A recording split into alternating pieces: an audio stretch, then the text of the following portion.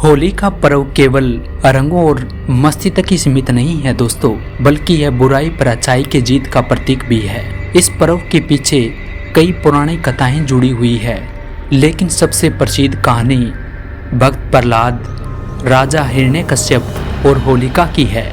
तो चलिए दोस्तों, इस अद्भुत कहानी का आनंद लेते हैं और जानते हैं इसके बारे में कि ये कहानी किस प्रकार शुरू हुई थी, किस प्रकार हम होली का पर्व मनाते हैं। तो नमस्कार दोस्तों, आप सभी को होली की हार्दिक शुभकामनाएं। बहुत समय पहले की बात है, असुरों का राजा हिरण्यकश्यप बहुत ज़्यादा शक्तिशाली था। उसने कठोर तपस्या कर भगवान ब्रह्मा से ये वरदान प्राप्त कर लिया कि उसे न कोई देवता, न मनुष्य, न पशु मार सकता है। उसे न दिन में, न रात में, न घर के अंदर और न बाहर, न किसी अस्त्र से और न किसी शस्त्र से मारा जा सकता है। इस वरदान के कारण वह अभिमानी हो गया, खुद को भगवान मानने लगा।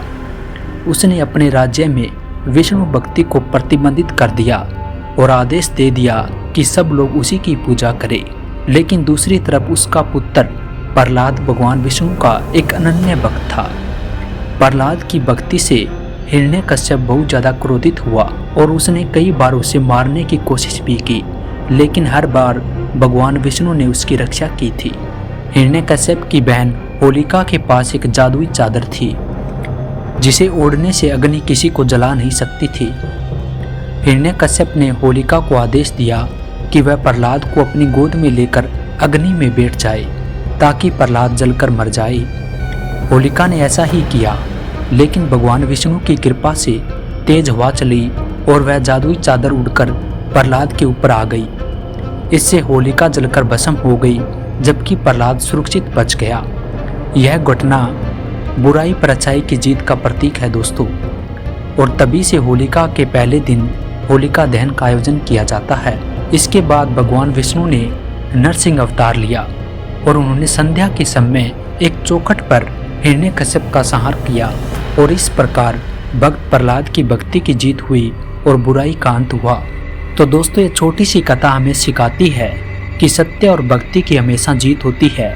चाहे कोई कितनी भी बड़ी ताकतवर बुराई क्यों ना हो, अंत में धर्म और सच्चाई की विजय होती है। और इस प्रकार हर साल होली से पहले होलिका दहन किया जाता है, जो बुराई के अंत का प्रतीक है दोस्तों। और अगले दिन रंगों की होली खेली जाती है, जो खुशियों का संदेश देती है। तो दोस्तों, आपको ये कहानी कैसी लगी? इसी प्रकार की कहानी के लिए हमारे चैनल के साथ बने रहिएगा।